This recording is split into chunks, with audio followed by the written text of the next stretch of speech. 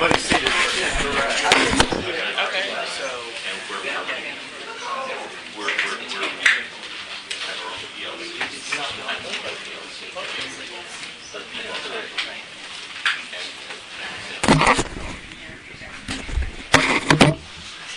Where's the front way? These were empty, so I thought I'd move them over.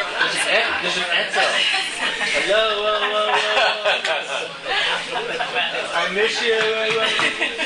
I'm afraid you said that to me around. Not at all. It is quite an expense. They were empty. They need to keep their distance. Staff has to keep distance. Nicole, she is. Yeah, she said she was saying. Oh, I didn't see her. She is?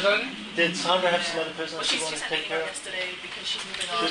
She didn't say anything? Oh, I didn't see So, that. Yeah. No, I mean, but I don't think she's resigned just yet. She's on the phone. She'll be back. Yes. She's here. Yeah. No. No, Cassie Turley. Turley. Remember the guy, what's his name? Was that Evan. Evan, right. Evan Tyroller. He was actually her boss. She worked for Evan.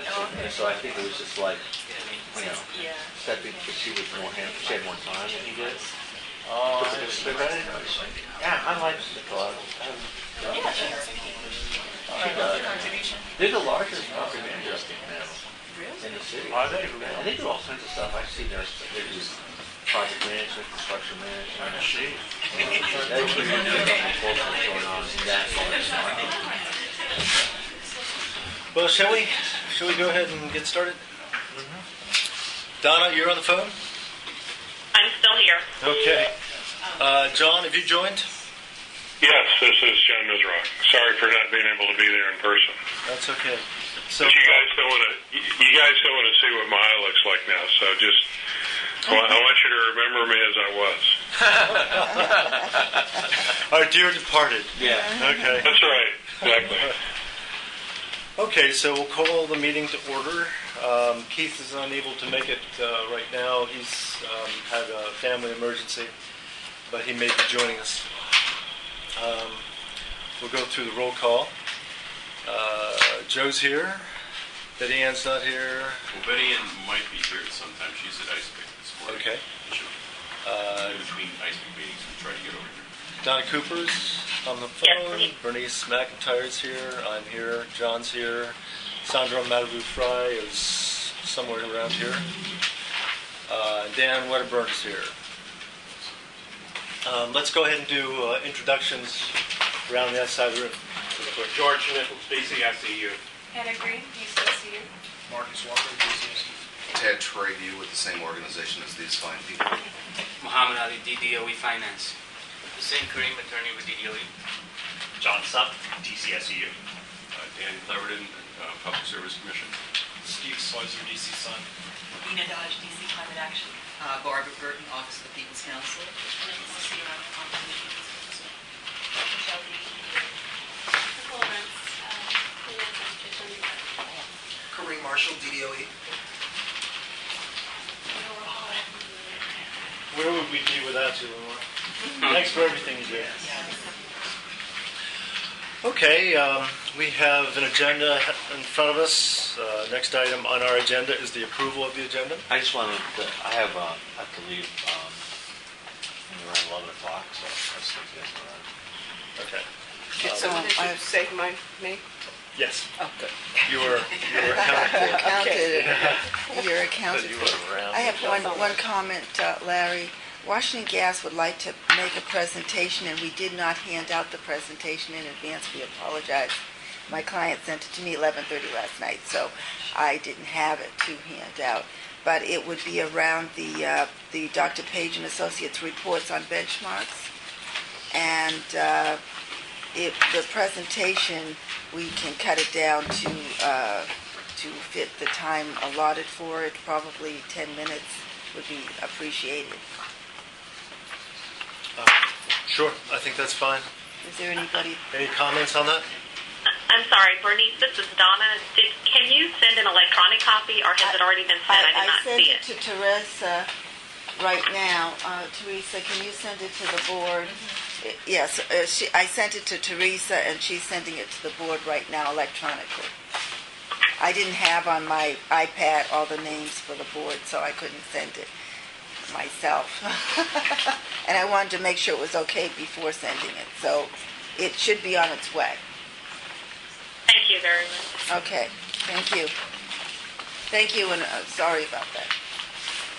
Okay, so is there a motion to approve the agenda? With that, All right, seconded. All approved, say aye. Aye. Okay, all opposed? Good, so we have an agenda. Next item is adoption of the August 20th and September 5th minutes. They were sent out about a week ago, I think, and we also have copies in our package. Why don't we begin with the August 20 minutes and dispatch with that. Any comments or motions on those minutes?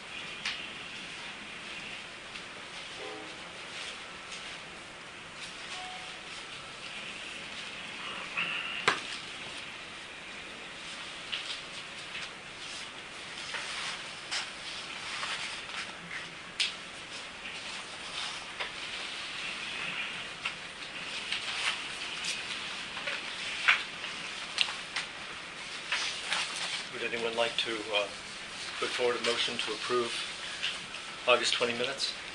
Not quite yet. Okay.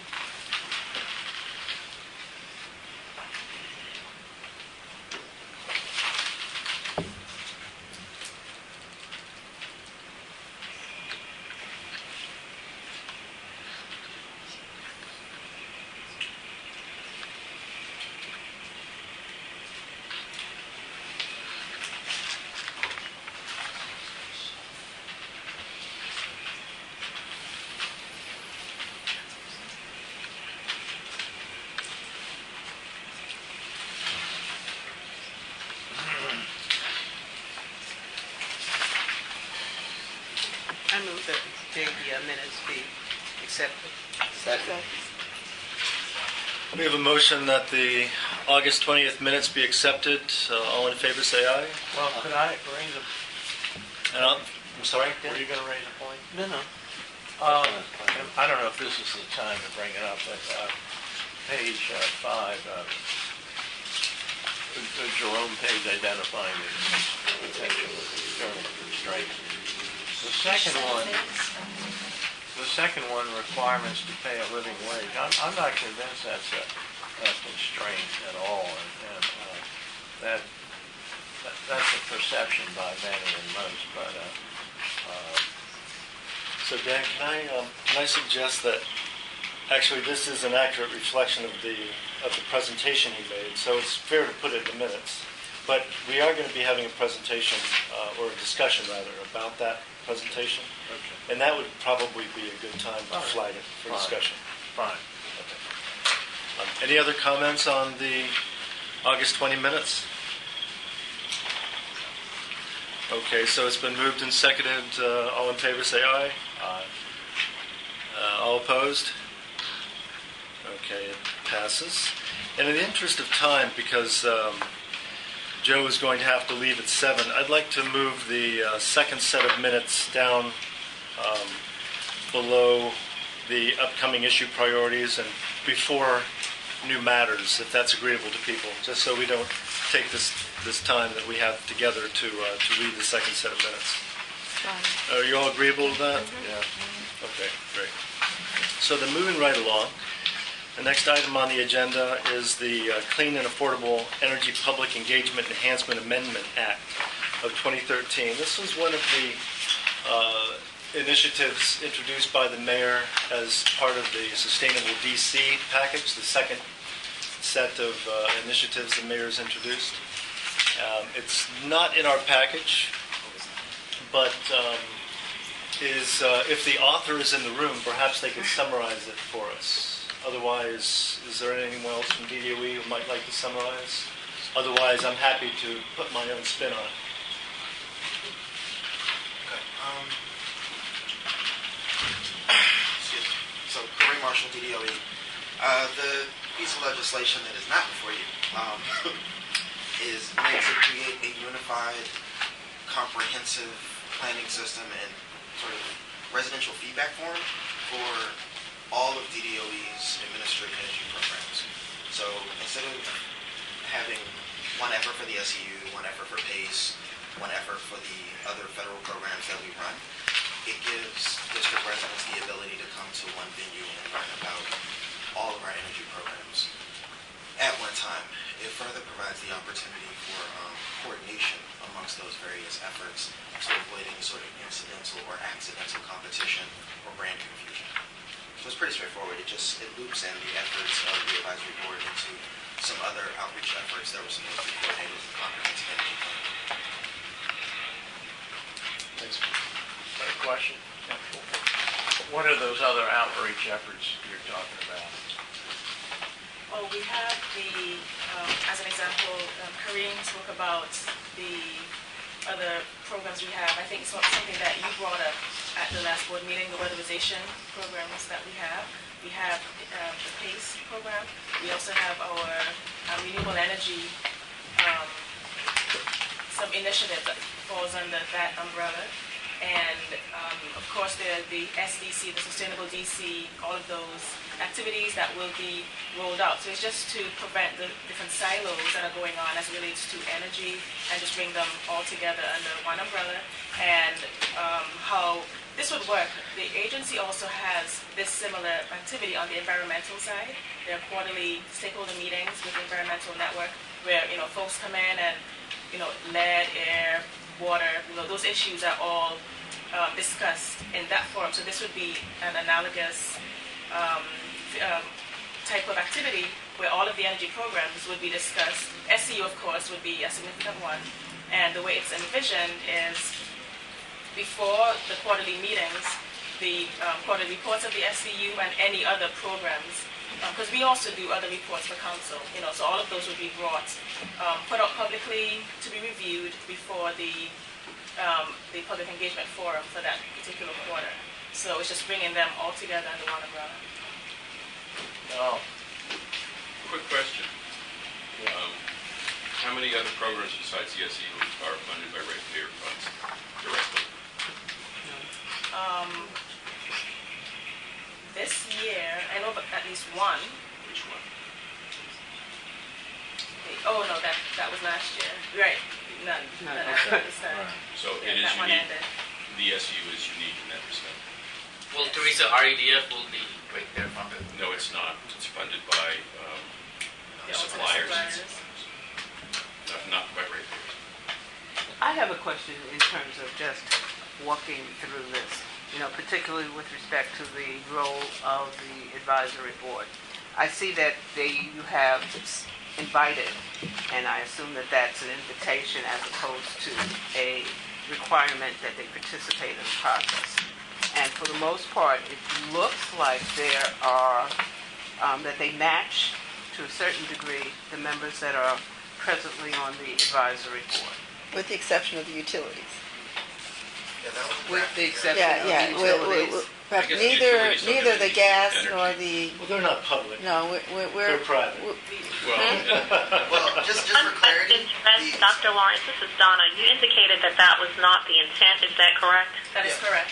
I was working with both companies to explain that was an oversight. Right, but I just wanted to It's a major clarify that oversight. it doesn't, it's a major but, oversight. I agree. What strikes me as most alarming is that the advisory board, as currently constructed, advises the DDOE, and they are required by law to take the advice, accept, listen to, process the advice that's given to the advisory board.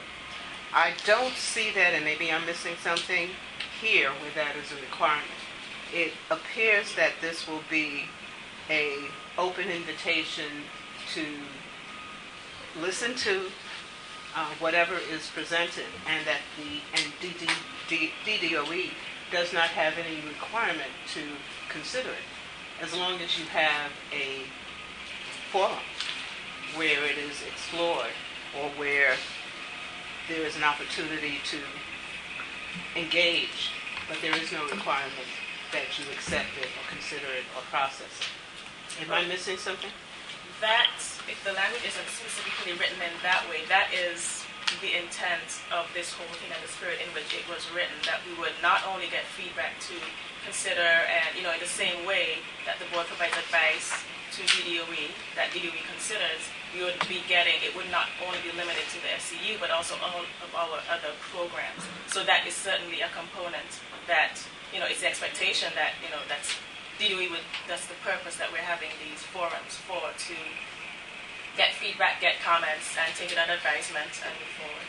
Well, without the requirement, explicit statutory requirement, then that void is certainly subject to the interpretation that it's not necessary. But I don't believe the current structure has an explicit statutory requirement that you have to take the advice. I believe that the SEU is an advisory board by definition, Yeah, and advice by definition means that it is providing information that to advise the DDOE.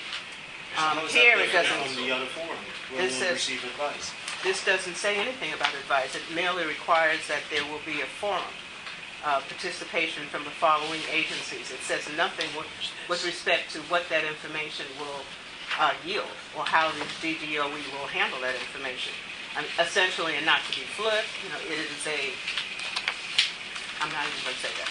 It is just a process or a procedure, a forum. You have a meeting with, at best, these invitees, if they decide to participate, come and say something. Who knows what they say? And I'm not even sure. That's my first question.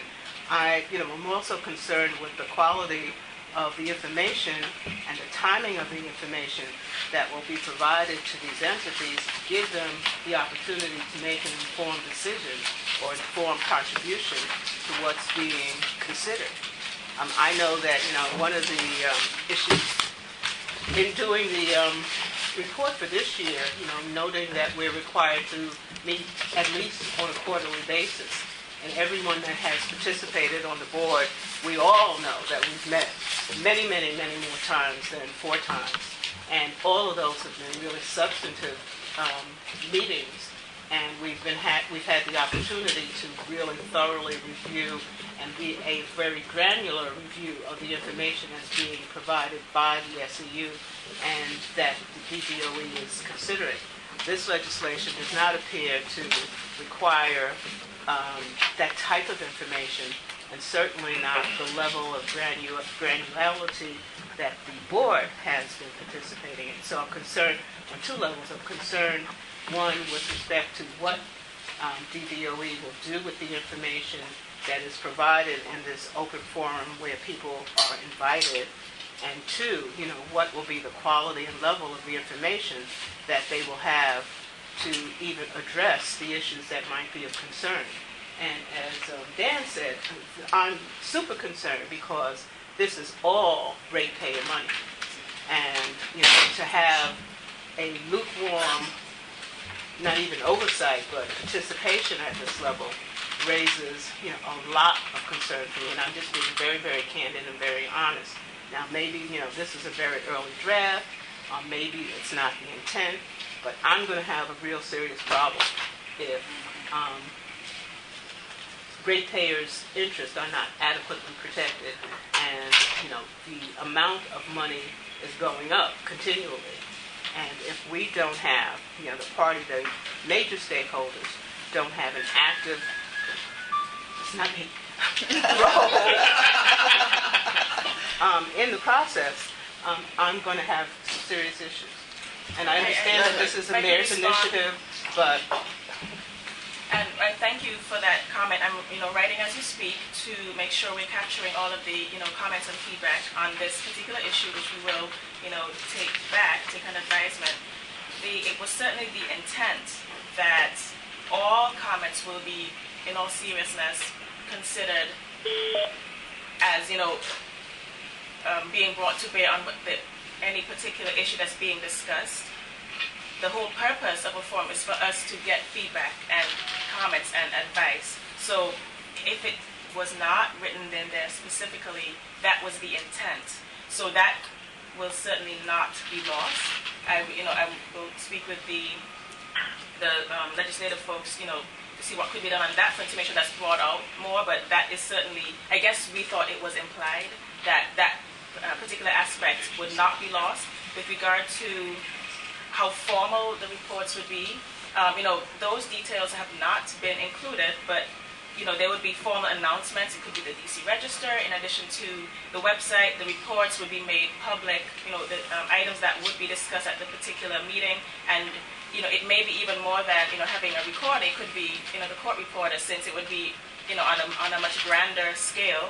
And the idea of, ratepayer money, that impact is not lost on DDOE. And we're just adding, we're not taking away anything that is currently in place. We're adding to the comprehensiveness. Okay, I missed something there. The comprehensiveness, if I could finish, the comprehensiveness of these quarterly meetings. And I think that word has been used in the legislation. It's to provide a holistic approach to the energy programs in the district, the SEU being one. Bernice? Let I think board members are going to have precedent here. Let me just add, and Donna, I've just, You're next, I know Donna. you can't Next raise your hand, but everybody would. I was about to speak, but go ahead, Bernice. All right, yeah, it's hard to know when you're on the phone. But one thing I would say is that what is concerned, the city council and the mayor may do what they wish to do, but I am concerned, and I think Washington Gas is concerned, that you dilute the attention on the SEU by putting it among all the other programs that are there. And that's specifically because it is a private entity funded to do a job that was taken away from the utilities and then given to that private entity. And then to put that into a forum where everything the DDOE does, which has some pure government role, and there are a lot of things that you do, then you dilute the focus that the public can pay to a different type of mechanism that was specifically created, taken away from other entities, the utilities, the commission, other entities had roles with respect to the use of ratepayer money, and then sort of dilute completely the ability for those entities and other public interests to focus on that new entity.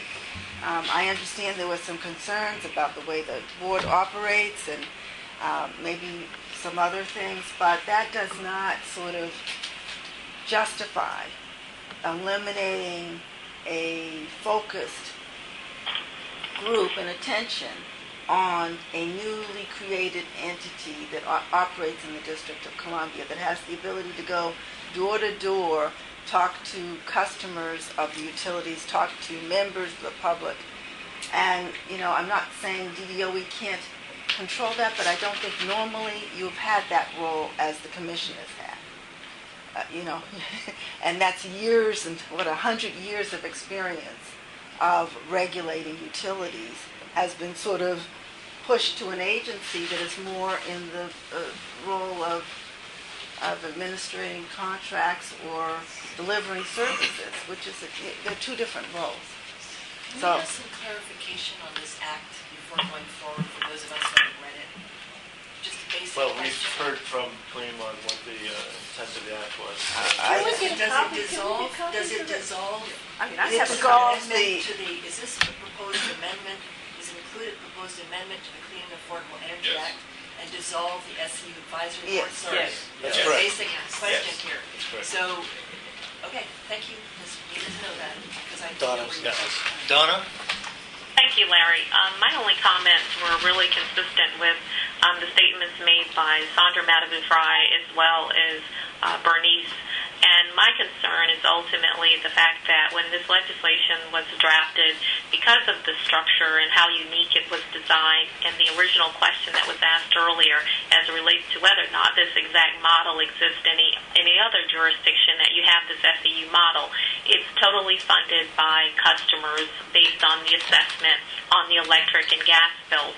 So it really did set forth a mechanism for some level of oversight that was structured by creating an advisory board of very critical as well as diverse stakeholders. And what you're moving to is more of a forum.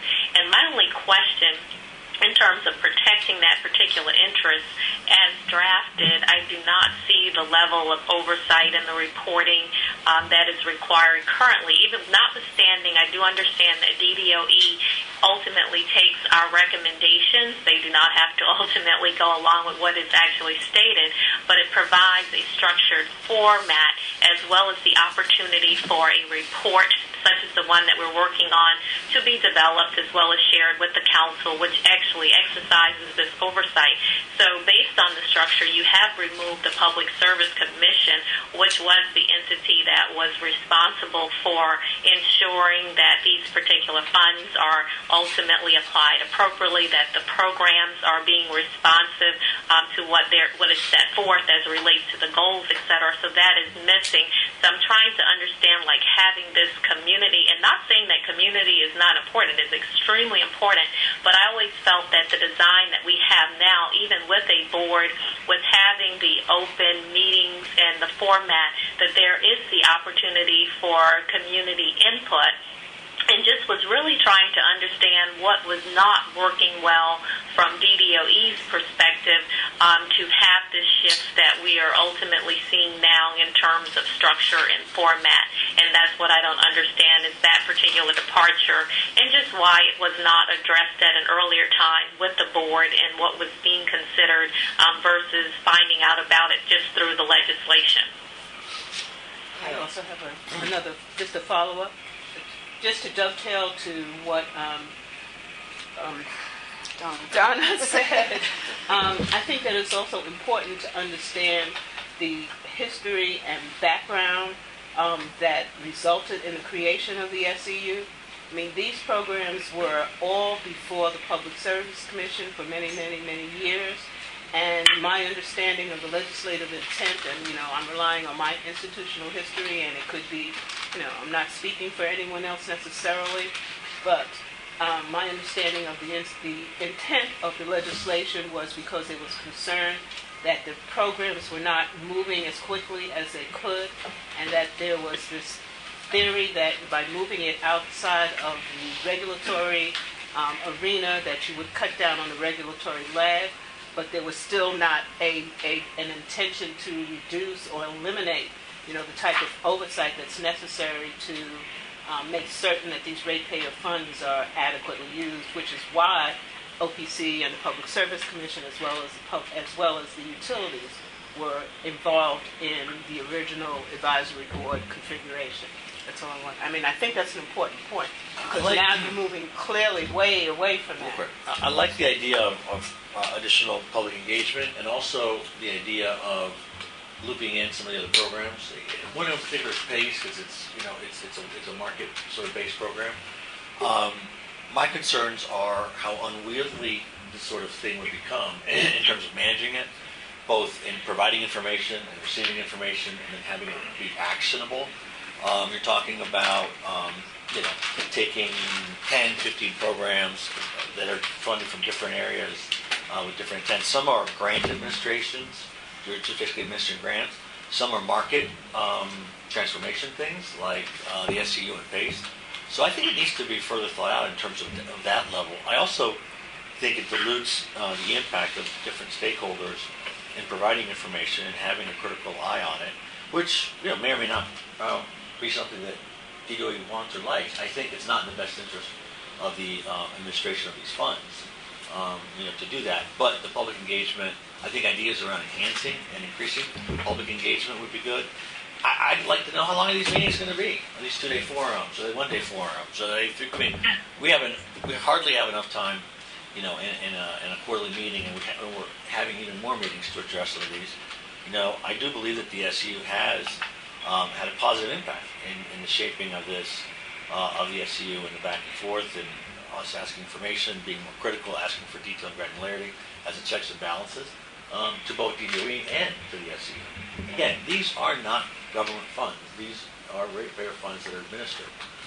In fact, you administer a contract that's a performance-based contract. So I have lots and lots of questions about the actual execution of this, the efficacy of it, and then the impact, and the dilution impact it will have, which I guess I'm repeating myself, but the same thing that many other people said. Although public engagement and working across programs, I think, is always desirable. Before we take any comments from Larry, the public, do we have any other board Betty. member comment? Betty Ann King Yeah, is on. Larry, yeah, I'm on the line. Thank you, Larry. I'm sorry, I'm across town at the Eastern Interconnect Transmission Planning meeting, so it'd be faster to do it this way. I was listening to the comments. I will just tell you personally, I was very surprised, first of all, to see that in the legislation without any word to the board, without any word to the commission or People's Council or any of the statutory members of the board to simply proceed to propose eliminating the board. I mean, I'm all in favor and always have been, and the commission has always been in favor of very broad public participation and transparency, and I can see the value to DDOE for all of its programs, wanting to take a comprehensive look at all of its programs across the board and having a lot of the public input.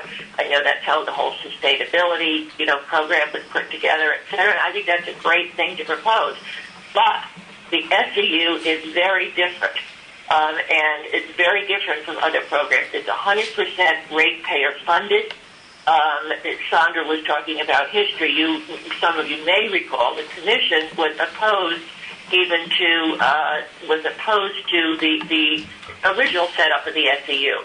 In other states, your sustainable energy program, your efficiency program, whether it's done simply internally by the utilities, or whether it's been set up like Efficiency Vermont, Oregon, Efficiency Maine, etc., has a very close connection to the Public Service Commission, to the entity that's regulating the utilities, and that's responsible for the use of ratepayer money. And so even the current setup with the advisory board was a compromise to move it outside of the commission and move it to a separate entity, but with statutory membership and participation by the commission, the People's Council. I mean, we're talking about millions of dollars of ratepayer funds. And I think it will simply reduce the SEU to another contractor, and the whole SEU process just to another DDOE contract. And so I think there's very serious concerns about the proposal and about what will happen to ratepayer funds. It also moves in the opposite direction of what we had been talking about at the board, which is how do we get the money into a fund so that it can be not subject to fiscal year limitations, so that it can be used to leverage other funds. And just making it another DDOE program that's got, lots of public input along with 27 other programs is going to, I think, go in the wrong direction, the opposite direction of being able to accomplish that kind of flexibility, too. That's my 2 cents. Thanks, yeah, I'd like to add another, at least a cent and a half to the conversation. This is John Misrock. I certainly agree with all the other comments that have been made. I have a couple of questions, one of which is, from a big picture perspective, I was wondering why DDOE needed additional legislation to coordinate and better run the programs that they already operate. In other words, why would they need legislation to do that? So the only program that I'm aware of that has this structure, as has been said before, is SEU. Otherwise, I'm presuming that the DDOE and the mayor have their own administrative authority to coordinate amongst, programs, because I'm presuming they're not independent. And then the other question I have is, I think something that possibly Betty Ann, I can't remember if it was Betty Ann or others that raised it, but was there no consultation with Mary Che's office, for example, or with the city council, of course, can do what they want to do, and they were the ones. This legislation, as I understand it, originated out of the committee and then the council. Yes. And so was this independently drafted legislation? That is, it's the recommendation of the mayor, or was this done in consultation with the council? Or, maybe you can't answer that, Teresa, but I'd be curious to know, how this came about. Yeah, that I can't speak to that. Can you? We drafted it and submitted it to the mayor for inclusion in the Sustainable DC package. I mean, it's not normal to actually confer with the council before legislation is submitted. There's a standard legislation process where the executive. So this is the mayor's proposal Yes. to the council and his legislation. Yes. Okay. So they're okay. Well, I mean, then as has been said before, or suggested, or implicit, given the very special nature of this legislation, I don't want to say controversial, but somewhat unique and unusual. I suspect there ought to be hearings over this portion of the legislation and the council, if the council would want to do that, because I think what's proposed, quite frankly, as has been suggested, is a pretty significant change to the model that was created originally in 2008. So I don't think it's a small deal. I think it's a big deal, and it significantly changes the whole public input and oversight into a piece of legislation that created an entity that didn't exist before in the DC government. So it's not a small deal. I think it's a really big deal, and the council and the city ought to talk about it. So thanks, John. That's my 2 cents. I was, I think as everybody else, I was quite taken aback, but this sounds like this is a good conversation to have, within the entire DC government, that is involved in and cares about energy. So thanks, John. that's my only comment. Dan? I agree with all the comments made by the advisory board members. In addition, I'd like to point out the evolution of this program and the advisory board, which I think is around 3 years now. I'm not sure. I hark back. How many? 5 years. Good heavens. Well, I have actually served 4 council chairs, so maybe because of these reasons. In particular, the RFP that was issued when we first started putting that together, and then the end result was really a valuable RFP, and it had a lot of things in it that we wouldn't have normally expected, and the advisory board played a big role in it. I remember one example, and I irritated a lot of people at the time, but I kept saying it, and that was this need to hire DC employees. And I didn't accept the arguments, and they're not, you can't train them, blah, blah, blah. But beyond that, again, in the evolution, there's been a lot of things have happened in which the result has been the SEU as an entity is much improved over time, and there are more than one reason for that, but certainly one is the deliberations that have taken place here. Mr. Trigg, you've been at all the meetings. There's been definite real movement forward in this SEU because of the interactions of this board and DDOE and the SEU, and I recognize there's been contentious times, but so what? That has helped us to improve the program, and I think we're actually closer to being on the same wavelength than ever. So I see no reason to change this. Thanks. No good deed goes unpunished. Dan? I'm just speaking for myself here. Betty Ann really spoke for the commission, and I'm speaking here as a person who, if anyone knows it, I was here from the very beginning and very active in putting together the RFP and even reviewing the RFP.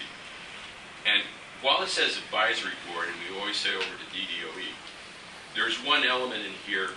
This advisory board was constructed through the legislation to be representative of community stakeholders.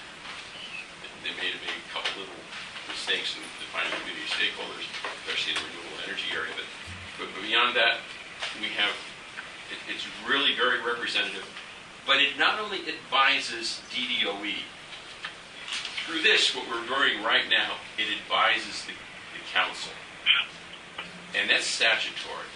And the thing which I would really, one of the big things that I'm concerned about this legislation is it removes the community and the stakeholders review, investigation, whatever you want to call it, that we do that the advisory board does, to gather that information and present it to the council. That is totally eliminated when you eliminate the advisory board. So there's no direct feedback from stakeholders or the community to the council if you eliminate the advisory board. And I think that's a very unwise thing to do. The other thing is while it's very nice to try to get all of the energy programs under one large umbrella, you ain't going to do it. As Donna can tell you right now, her company just recently submitted a proposal. It's formal case 1109. If you want to take a look on our website, it has to do with dynamic pricing, but that dynamic pricing also goes into demand response and a whole lot of demand response. That's totally outside the SEU, will always be outside the SEU. That will be something that will be run through the local distribution company because of the nature of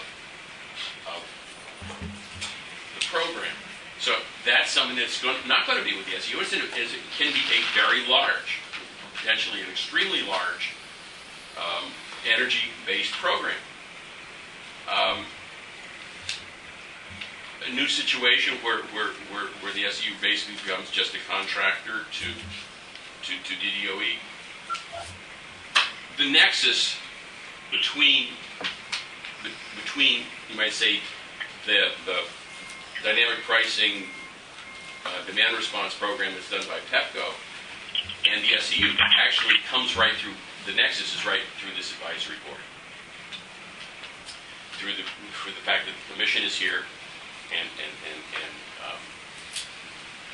PEPCO is here along with the SEU.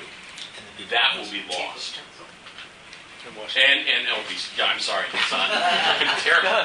I'm hoping that you're in there too, because we need you.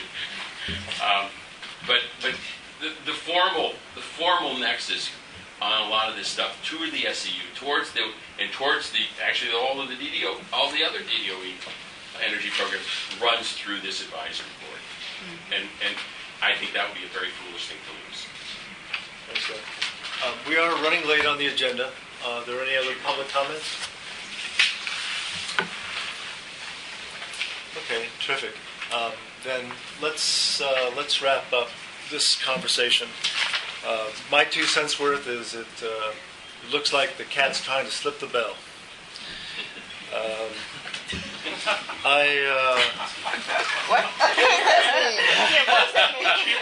That's a foreign concept. That's a foreign concept? You've never heard about it? Oh, you bell a cat. so that the cat Oh, doesn't oh, run I amok. see, I see. Okay, So we the don't have cat cats. tries to slip its bell so it can, eat its Oh, birds. I see. Now I get it. Yes, I get it now. Thank you very much. Sorry about that. It kind of loses something in translation, I suppose. I would like to present a motion to the board. I think that there's one good element in this bill, and we have been neglectful of larger, broader public participation on a regular basis. And I think it would be worthwhile to explore what the board might do to help engender that. And I'd like to propose that we test out an evening or a weekend larger public comment period. I don't know exactly how it would be structured, but we could test out the idea with DDOing in the second quarter of fiscal year 2014. So that would be like sometime after January. Along those lines, or related to that, is just ensure that the advisory board has all the appropriate members and is representing all the different stakeholders. It was mentioned at the last meeting that the renewable community is not represented on the board. The industry instead of community. Yeah, and so The slot hasn't been filled. yeah, I mean, it seems like there's renewable industry, not renewable community. industry. Well, there's some missing, and so I'd like to. Low income. Yeah, low income, and perhaps, and I just heard, through the grapevine that perhaps another position is going to be open. So maybe the board can get an update from boards and commissions or DDOE or someone as to what the status of those are, to make sure that even even the advisory board has the representation that it seeks. And Is that a friendly amendment to? It's a friendly amendment to what you said. I fully believe that we should engage the public more and even invite other other programs to participate in creating energy markets, PACE and others, to perhaps be involved. We need to sort of figure out a way to do that so that we can start crossing and benefiting all the different groups. I know that they informally get together, and I know I talked to the folks, all the different programs, some of the different programs. But yes, it is a friendly amendment. Okay. Any other thoughts or discussion on that? Larry, I don't know if this would be an amendment or anything like that, but I think we should request a meeting. I'm convinced the way the system works that the mayor has no idea of all these kinds of things we've discussed here today. He didn't have time for that at all. That we perhaps should request a meeting with the mayor, and if we don't actually meet with him, his top person who has dealt with this particular piece of legislation to give them. So a letter form with bullets of our concerns and an actual meeting, I think would be fine. Larry, the person you want to meet with is his policy director. She reviews all legislation that comes through. Her name's Jane Jackson. But I think us as representatives on this board have stakeholders we can go back to and talk about. So I heard maybe a couple of things here. Providing feedback to the folks we represent. On the board, I represent the Deputy Mayor's Office for Economic Development, so I can talk to them about it.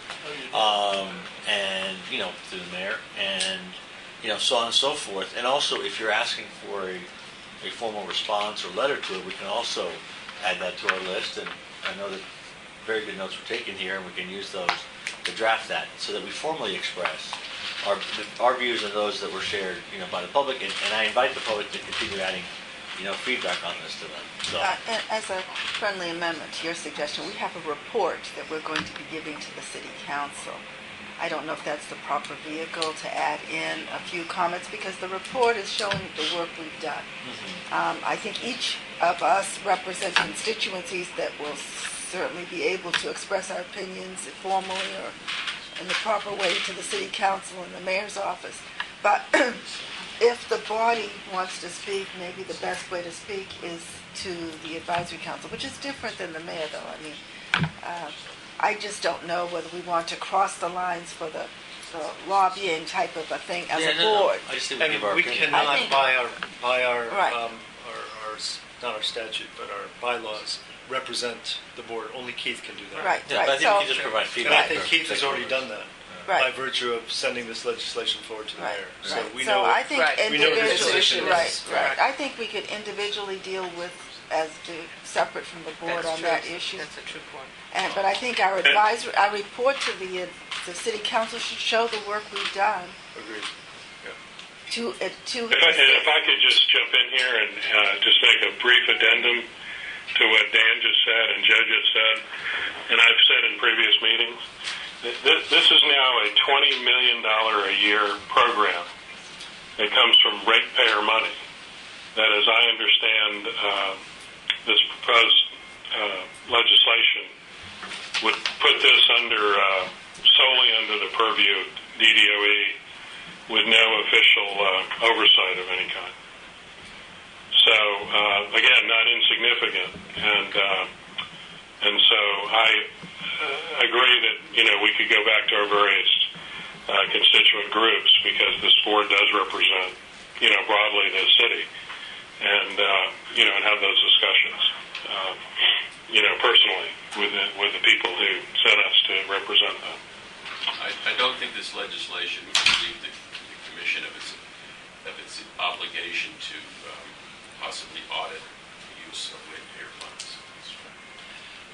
So Dan, I think that the idea of meeting with the mayor or his folks is something we can do individually. We can't represent the board in that capacity. I agree that we could put it in a report potentially, but I wanted to reread the motion now and see if there's a second. Could I just ask one question, and I think it's related? What is the status of the legislation? I mean, is it before the council? Do you think that it's going to be addressed in this legislative session? Where is it? Chairman Mendelson has introduced it on behalf of the mayor. And which committee? It hasn't been assigned a committee. I think it has been assigned to Oh, has it? the Committee of Transportation. Yes. Where? Oh, okay. According to Lynn's, Councilmember Chase Committee, the Committee on Transportation. Okay, I think I did see that. Okay. And is there a hearing schedule? Not yet. But hearing will be scheduled if it is to move forward. It's required. Yeah, we'll talk about it. So the motion is for the SEU Advisory Board to pilot a community meeting to receive comment on DDOE energy programs in the second quarter of fiscal year 2014 and to receive updates from boards and commissions on vacant advisory board positions. Is there a second? Second. Okay, Larry, this is Betty Ann. Is it to receive community input on DDOE programs or on things that the SEU might be doing? Because we're an advisory board for the SEU, not for all DDOE programs. My intention was that it would include SEU programs. In other words, it would be a public meeting for people to talk about energy in the district. I think to hear that just broadly. But focused on the SEU and what, I mean, I don't think we should be taking over the entire, advisory role that, or the input to all DDOE programs. I think we need to maintain our focus on SEU. Yeah. I think, but I do think there'd be a great value in doing something that'll make people more aware of the SEU, and advice, input to the board about programs that the SEU, that we could advise the SEU on. I'd like to tighten it up a little and not take on just a general energy efficiency. I agree with Betty. Advising DDOE on all its programs, but maybe on energy efficiency and sustainable energy utility matters programs. Accepted. Thank you. Any further discussion on this motion? All in favor say aye. Aye. Aye. All opposed? I believe that's unanimous. Okay. Any other discussion on the Clean and Affordable Energy Public Engagement Enhancement Amendment Act? Okay, then moving right on, let's have our discussion of the SEU Advisory Board Annual Report. I apologize. Guys, one quick question. Since I do have to leave, and I think it will probably still be in the discussion of the annual report, a question I had to DDOE on the page report. are the recommendations made in the page report being implemented, this year? In other words, it's a report that provided feedback. What are the action items and the time frame? I just want to understand so I know if I have to provide feedback, how to do it and where, because I do need to study. Yeah, we are trying to get as much of it possibly incorporated into the next round of amendments for FY14. So yes, we're trying to take those into consideration and come up with some new amendments for FY14. Okay, and those amendments would be presented to the advisory board for discussion? I wouldn't say for discussion because the amendments are really a mutual agreement between DOE and the contractor. So, we will gladly share them with you guys once they've been executed and agreed to, but not before we've come to some agreement. I understand. I'm not saying that we have to approve them. We just want to have the ability to Advise, which is our role on them and the impact it may have on the market, the People's Council, the low-income community, that kind of thing. I mean, the idea here is that the advisory, and we're not asking, we don't have any approval authority on any of this, but it is an advisory board, and if we're making significant changes to the performance measures, I think it would be wise to have the advice of the advisory board considered. Yeah, you do have that opportunity right now. Right now. But I guess my question is, okay, all right. I can't. I'll have to provide it. We can accept additional written comments. Yeah, I'll provide it. We'll do that. Yeah. I don't think 15 minutes is going to cover all of our comments anyway. Right. Now, I know that Washington Gas has significant comments and concerns about some of their aspects of the site-related aspects of the gas. I'll submit my comments this afternoon. Yeah, if we could allow people who don't have the chance to submit them today or talk today to submit them later. Thank you. I apologize for taking time. That's okay. Thank you. So, next item on the agenda, Sandra Matavu-Fry. Okay, OPC has undertaken the task of being the coordinator, facilitator of this year's annual report by the board members. And, I again have to commend Nicole Sitteraman of my office. She has really undertaken this task and done a yeoman's job in terms of coordinating and pulling it together. So, thank you, Nicole, publicly. I think that I want to also acknowledge the contribution of the committee members because we did get a lot of input from them and participation. We've had one conference call. I believe Nicole may have had more than that, but I know that I participated in one conference call with Bernice and Larry to go through some of it. I think there was only one entity that didn't provide the information that they agreed to provide, but we managed to do it nonetheless. In terms of, we tried to make certain that it was as readable as possible, and I feel that that we succeeded in that way. One of the issues that we've always had is to make it, sort of friendly. I mean, a lot of it just by definition is not going to be because there's so many technical issues. But, to the extent possible, we try to make it straightforward. And it is divided, follows pretty much the format of the previous documents, but with some little revisions. Section 1 deals with the 2012 SEU performance and the board's recommendations there. Section 2 is the 2013 SEU performance, and we sort of tried to go through some of the achievements that were made, whether or not the recommendations that was made in 2012 were addressed, and what the continuing challenges are with respect to what's going on with the SEU. And then Section 3 goes into detail what we did what the board did during 2013, our deliberations and our recommendations. I think that one of the things that I think the executive summary is pretty good in terms of setting it out. One of my goals always is when you have an executive summary, the assumption is that they're not going to read anything else, so that if they get through that, they have at least a sense of what's included. So one of the questions that I would have to the board members is, do you think that it is comprehensive enough that it sort of stands alone so that if someone just reads that they would have a good idea of what this is all about? So if there are any additions that need to be made, this would be the opportunity to do it. Clearly, the recommendations section will have to be expanded because that was just, sort of what we could capture at the time, at one point in time. But I think that today's discussion will lend to a wider range of recommendations. I think one suggestion that I had, and I mentioned it to you before, was that we really need to know to some extent what the DDOE hasn't adopted with respect to the Jerome Page report in order to know what our recommendations are. So it's like a chicken and egg thing. Circular. So at least we should know what you have adopted as of the date we submit the report, because that changes our recommendations. If you've changed any terms of the contract that are reflective in what Jerome Page reported, or, before November 10th or something, then we could put that in, because we do mention the recommendations of the Jerome Page report and what we agreed to or not in here.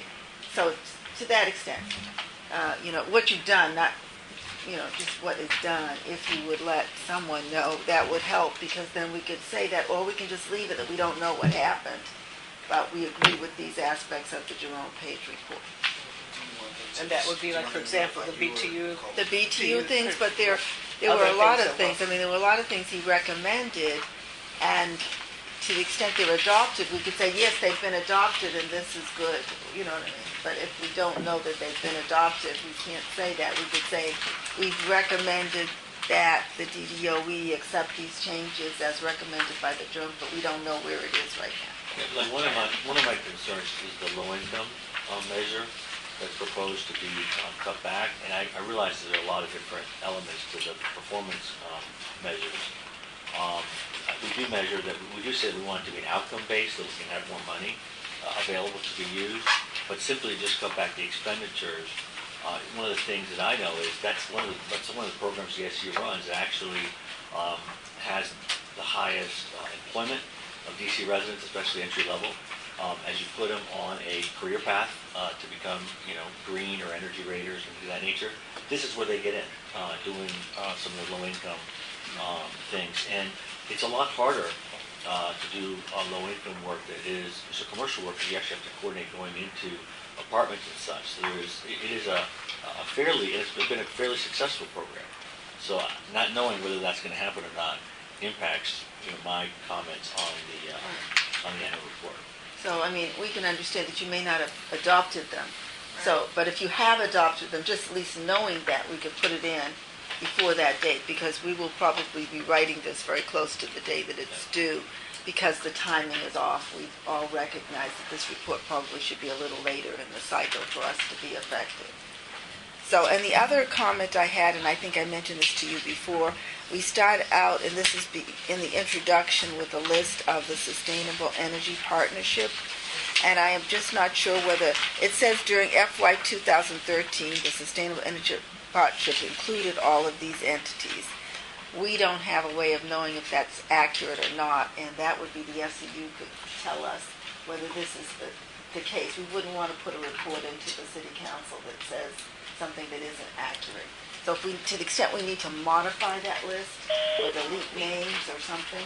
And Bernice, we did follow up with the SEU. Okay. They confirmed that this list is accurate. All right, okay, fine. Through 13. Through 13. Through October, September 31st. September 31st. Is that correct?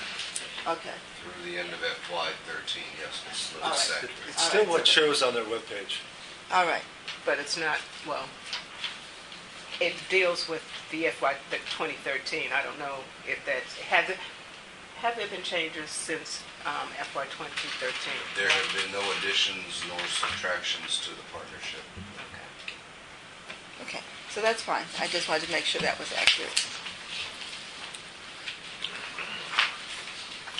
I personally think there's a lot of work put in here. I think where we need to just go through is just do some fine editing and the recommendations portion, which, we may or may not be able to fully conclude our recommendation until we know a little bit more. Yeah, I think it's not all that it needs to in there. There's going to be some modifications, but it's very well done. Thank you again. Thank you, Nicole. Nicole. And we have like, I have some tiny typo edits that I saw. And on page 6, one of the things that we did add, and this went directly to the legislation that's being proposed, I wanted to make certain that we captured the man-hours that were actually spent. And maybe Lenora, someone would be able to tell us. On page 6, we say specifically the board met how many times, and that there were how many subcommittee meetings. I didn't have that, but we can get that. I think that's important to know. We can provide that. Okay, thank you. Thank you. On page 6, there's a typo that says participate in multi-year projects. Okay, capture that. I think it would be helpful for us to set another deadline for people to put in any, because I know I'm guilty, any just minor changing and I think that's more productive than going line by page today. Right. Yeah. So what's a good date? You did have a timeline at one time. Is that handy? Can we reference that? The timeline? The timeline? We did. Some of those dates slipped. Some of those dates had to be adjusted for various reasons. But between now and the 15th, we haven't specified a follow-up call or anything. So I think it would be productive to schedule a deadline for people to respond with any edits or concerns or any other topics that you want to have included to let me know. What date would work for you, Nicole? What would you suggest? So we're shooting for the 15th. Is that still correct? Yeah. Okay. So by next. Well, let me just ask the SEU. Do you guys have a pretty firm idea of when you're going to be providing your fourth quarter report and final report? We provided our final data to the District Department of the Environment, I want to say. Oh, The 30th is our final reporting date. tomorrow, okay. There you go. Tomorrow? What did you say? You reported it But tomorrow. are you looking for like the energy savings data and stuff, or were you looking for something? The traditional quarterly report. The fourth quarter The report. fourth quarter is our annual report for Okay. the full year. Right. And that's provided 30 days after the close of the fiscal year, so that'll be tomorrow. All right. So we should have So we that. should see it then shortly, do you think, Teresa? Yes, we pass it right along. Right, okay. All right, that's good shape then, so. Back to you, The Nicole. The 8th. Does that work for everyone? So comments to Nicole on, November 8th. okay.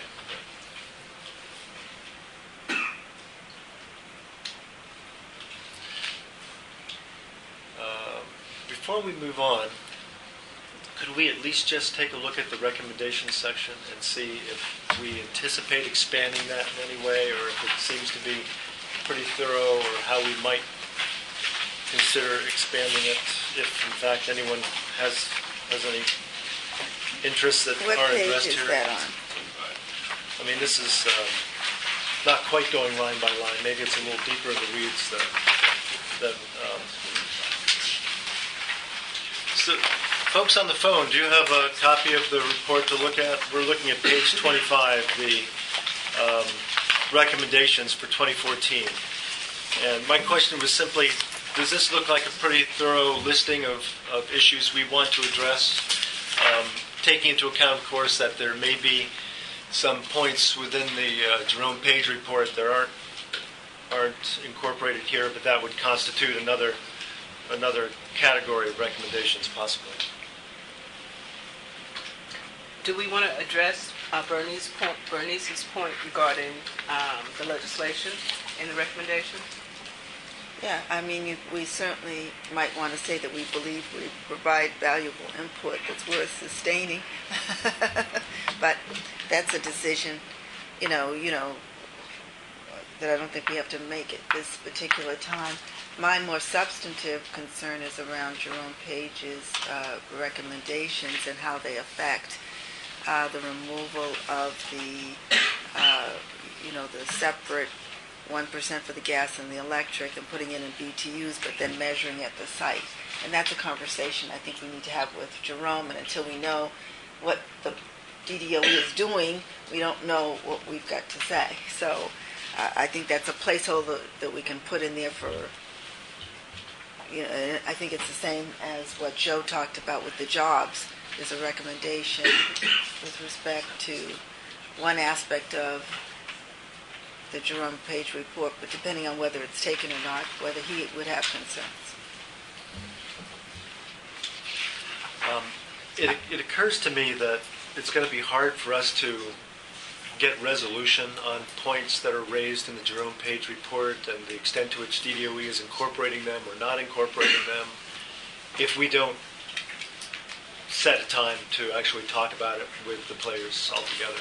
I don't think that independently we're going to be able to get a sense of what's going on with that if we don't establish a time to talk about it in advance of the 8th. I do want to throw out that Dr. Page's report is just one part of the process. There are simply recommendations which can also come from the board. The SEU also have positions that they're going to put forward. So it's a holistic approach to considering everything. It shouldn't be a situation where we're going back and forth with Dr. Page as to why he's recommending a particular measure or a particular change. Those are just suggestions. The board, Washington Gas, everyone is still open to provide those suggestions so we can have all that information in front of us to consider. And I agree with that. I just think it's a hard thing. We have a report due date, and some of those decisions, we can either just put in what our position is at that particular time, but then we wouldn't know how it's been acted on. I'm just using the Jerome Page report as a stand-in for your action. So I'm much more interested in whether the DDOE has adopted or when they adopt anything with respect to changes to the contract, because our recommendations would be tied to that. The only thing we're seeing is Jerome Page's advisory board. We won't see what you do until you do it. Right, and So because of the negotiation process that has to occur between us and the SEU, which is also written in the CAEA that we can only change the benchmarks upon mutual agreement. We can't just impose it's going to be this way. It's something that we have to go back and forth. We have to discuss and come to a mutual agreement. So I'm not sure if that will happen before November 15th. Okay. So we will certainly. The board will know, there will be a presentation to the board to go through, what the final agreement was. But I don't want the report to be held up waiting for this. Right, and that's helpful. Right, I so mean, it's a because we combination. will have to then say what our recommendations are, and that this is under consideration by the DDOE. It have to link it to the Jerome Page because we've got nothing else to link it to, Lance. I mean, we don't know what else you're deliberating. We won't know what the conversations are between the DDOE and the SEU. That's why I'm saying Jerome Page, because that's the only thing that's formally been presented to the board about potential changes to the terms of the contract. This is really our last chance to talk about so this that's why before we're having our the annual report, conversation before you have your contract negotiations. Right. So that's We why we're probably having the discussion this turn our afternoon attention to with it. Jerome. So And can we expect something, in writing from the board regarding the benchmarks as to what some of the suggested changes should be moving forward? Well, I think we're going to have a conversation with Jerome Page when he comes. I've asked for Washington Gas to be able to present some of the issues we had, and I think that's been circulated. The presentation's been circulated to everyone, so that you have that already. So we only have this meeting. Unless we have another meeting, I'm expecting whatever input you're going to get today. Joe just talked about his giving separate input. Certainly, he's going to give Yeah. staff. We invite anyone else who may have any, position on any of the benchmarks presented. We would certainly Now, like to receive I do those. think that there'd be a problem with us, unless we just decide we're going to catalog everybody's comments in the annual report. It's going to be difficult for us to have some sort of resolutions on all these different benchmarks, say, and have unified board positions on them. I just don't see that happening practically. We could, however, just have a total list of comments with respect to the Page report, based on our discussion later on this morning. Right, I mean, that's That's what about the the best we discussion can do at later this on point, I think. this morning is supposed to hopefully resolve some of the issues. That's Yeah, to the extent we can resolve them today, Yeah. then we would be able to make recommendations. So maybe that would be where we should be putting our time now. And we Unless expect there's any further discussion on the annual report. I was just going to say that we expect that individual board members would probably focus in on their particular areas of expertise and provide comments, accordingly. I'm not sure if you were suggesting, one overall list of comments agreed to by all board members, but certainly we would expect, as the perfect example here, Washington Gas has written comments, I think, on benchmark number 1. I think that was the main focus, and other board members would probably give their feedback on other ones that pertain particularly to their areas of, what they're either representing or their areas of expertise. So let me ask the board members, do we want to try and incorporate this into our annual report, or should this be a separate set of recommendations based on just the page report, a discrete separate project? Do we want to try and capture it in the annual report? I think we can try. The way we did it last time was having conference calls separately after the meeting form. Well, we don't know what's going to happen until we've gotten all the information and discussion here. Okay. So I think we just have to, we want to give as comprehensive a report to the city council as we can, and it may mean we talk independently again to do that, to put that report together. Okay. So my only concern there is if we do anything other than just include individuals' comments, and we can certainly list comments and the individuals who agree. If we're doing a conference call, we need to make sure it's open to the public and it's properly announced. Otherwise, we're going to be in violation of our bylaws. We can't have side conversations without public participation and come to any kind of resolutions. We can't have resolutions.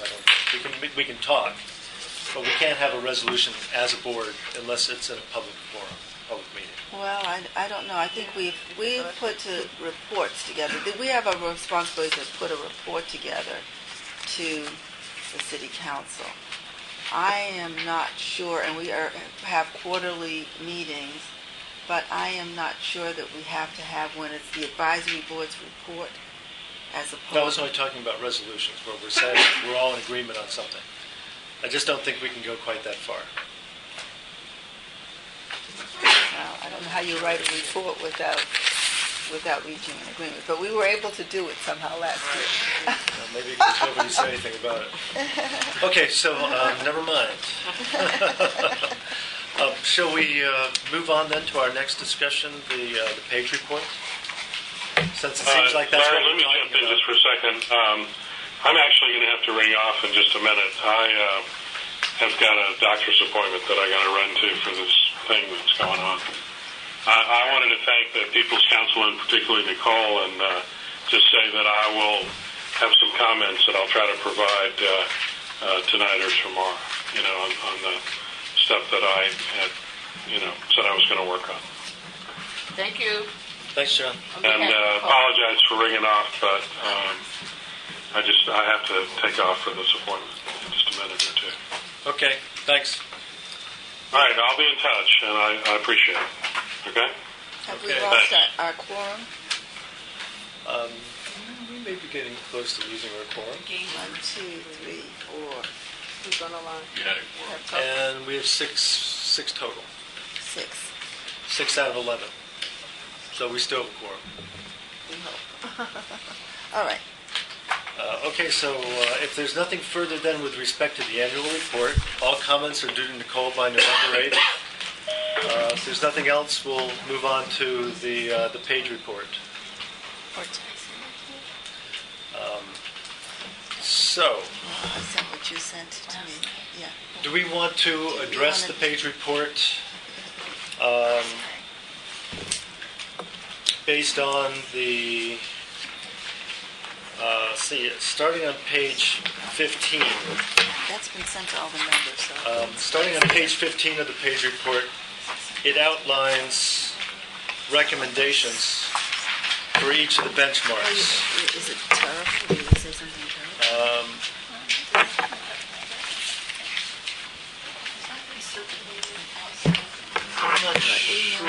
I'm not sure that the page report's been circulated beyond the SEU advisory board, has it? No, we sent it out to the board. Yeah. No, it hasn't. Yeah. So, Bernice, you had a presentation. What benchmark was that? 1. Benchmark number 1? Right. Okay. And I'm just learning that that's not the finalized version that I got at 11:30 last night. So if you send I it can to... just email it. Yeah. I have a jump drive. Yeah. if And you I would can just- Put it up, and Right. we want to also have it the Right. Right. So we could take up this presentation first. It's the last benchmark that the page report addresses on page 22 of the report. I guess just to be courteous to our presenters so that we don't have to have her sit through all of our deliberations, we could go ahead and start with that first unless there's any objections. Yeah, and I'm happy to also distribute this somewhat revised presentation to you guys. Okay, so this is a presentation from Washington Gas on benchmark number 1, reduced per capita energy consumption in the district, an overall energy benchmark. You have a hard copy? I don't know that she has a hard, but we're going to distribute. We'll ask you to delete the older one, which it was a rough draft, I gather.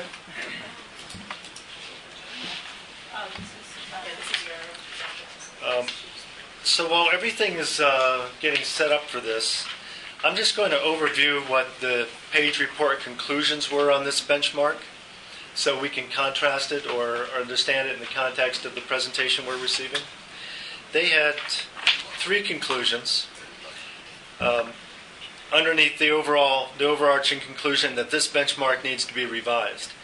Their first point, the target should be based on making the package as a whole reasonable, taking account of the targets set for other benchmarks. In other words, they're using benchmark 1 as sort of their final benchmark to resolve after other benchmarks have been resolved.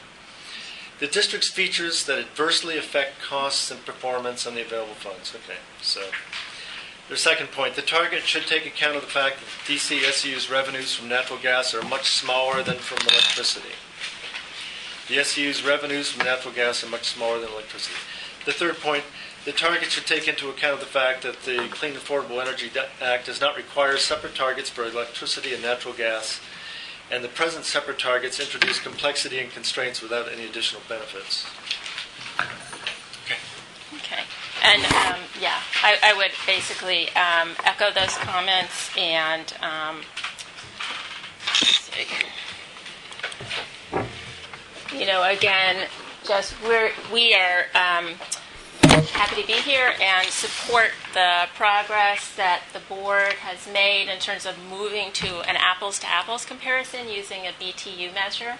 So kudos to Jerome Page, but we're concerned about the way that is being calculated. So basically, I think, we're getting there, but I think we need to remember certain basic principles, and we need to embrace source to site, because site is going to give us very misleading and almost perverse outcomes. So again, just to underscore, energy is consumed when raw fuel is converted into a useful form, and most electric conversion is going to occur at a remote generating site, whereas natural gas conversion is going to occur at the place of use, generally direct consumption at an appliance.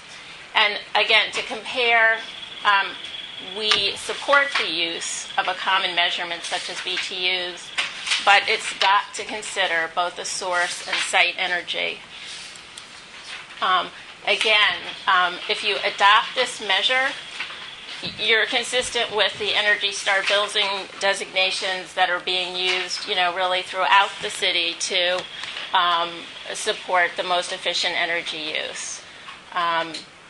And EPA, this is really underlining all of EPA's and most leading folks assessments of energy efficient use. Whether it's, the national academies, or even Arlington County is now labeling its buildings with a site-to-source fuel cycle assessment of BTUs and greenhouse gas emissions. And we're really concerned that if you use only site energy, it's very misleading, and in fact, it can have sort of perverse outcomes. It can incent the wrong action. It increases energy use. It certainly increases greenhouse gas emissions, and it will also increase, in many cases, energy costs. And this sort of sums up the problem right here. If you look at site-only measurement, and these are just standard appliance, say, water heaters, electric and gas. If you look at a site measurement, you're going to notice that it looks like a natural gas water heater is using more energy than an electric water heater. However, if you factor in the energy it took to deliver that electricity to the site and then transform it into a useful product, hot water, you're going to see that it's 2.5 times more inefficient to use an electric water heater. And this is the problem. This is why you've got to look at site to source. You cannot just look at site. You're going to incent the wrong action, and you're going to reward the wrong action. Again, I think you guys have seen this slide before, and it's just really a matter of energy conversion. It's pretty straightforward. And if you don't measure site to source and you measure only site energy, you're going to ignore that huge loss that occurs when you transform energy into electricity. And that accounts for nearly 2/3 of the energy that it takes to make electricity. So, this is just not the right way to go. But it really can be simply remedied, because I think, again, Jerome Page, got there partway with, recognizing that to do a comparison, you need apples to apples. Well, you need to have that apples to apples measure. And really the only difference here is dropping in the column or heading labeled EPA source to site ratio. Once you add that, you do have the apples to apples comparison you're looking for. So it's a fairly simple fix or remedy. And, again, if you do that, we think it's a win-win for everybody. The DCU will achieve the real and measurable energy reductions they're targeting. You can achieve the mayor's sustainable DC vision. You can lower operating costs for residents and businesses. And, it's a win for the environment, because you're definitely decreasing greenhouse gas emissions as well. So, we think it's headed the right direction, but if it stays as a site measure, it's really problematic. Can I point out one thing before we proceed? The SEU process already uses source. The EM&V that is done is based on source conversion. All of the adders that are in the societal cost test is to capture the source conversion. So it's something that's already being done.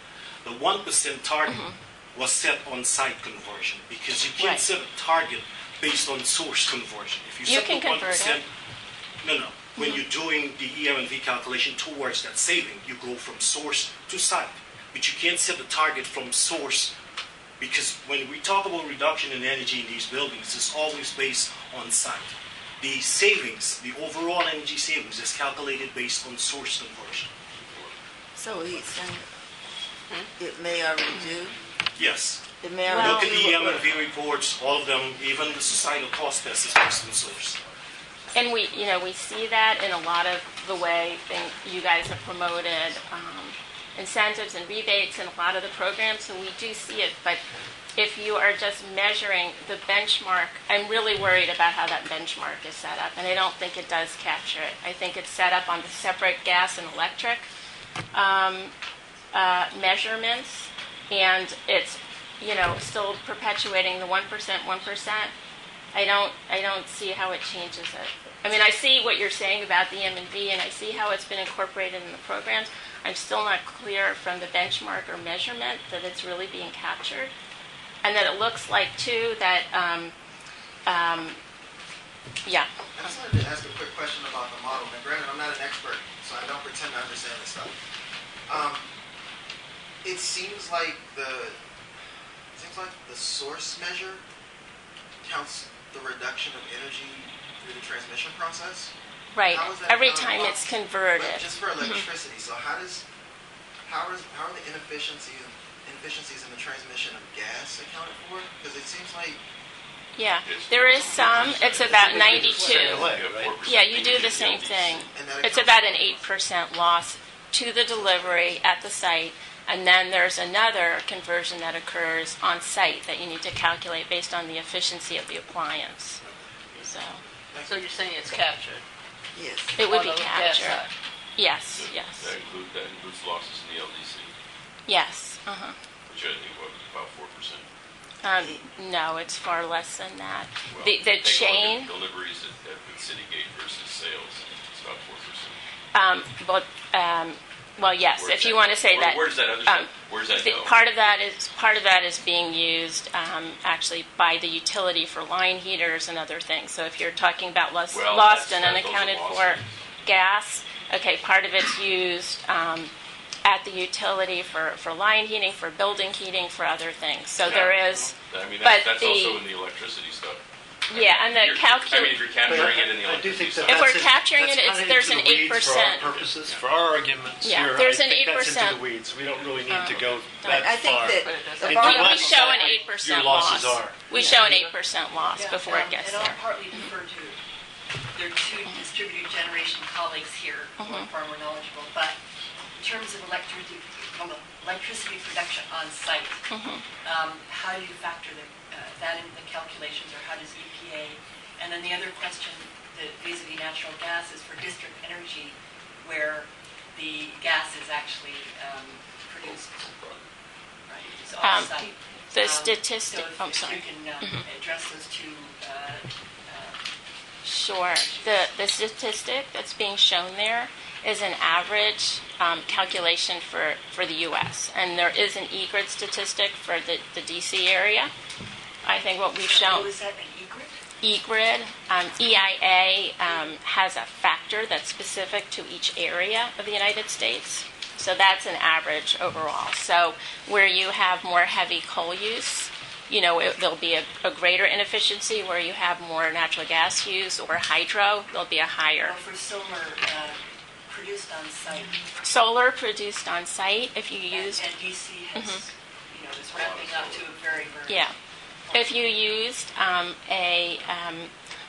factor for solar on site, it would undoubtedly be advantage that form of electricity. It depends again how much. What is the mix though? I mean, you've got to balance the total mix of what's feeding the grid. But where there is a solar on site project, it should show up well if it's SEU has 80 solar installations in Ward 7 and 8, for instance, as well as efficiency measures in those buildings. I just think that because of where DC is nationally on solar, and because of where it is locally and what its ambitions are, statutory actually requirements for ramping up solar in the next 10 years, that it would be important to get this into our consciousness and metrics frameworks right now. Right. And I think, what you want to do, what we're really advocating towards is being more fuel neutral, so that if the factor associated with that generation is pretty much, zero carbon, highly efficient, that should be recognized. For distributed generation, again, it depends how it's being used.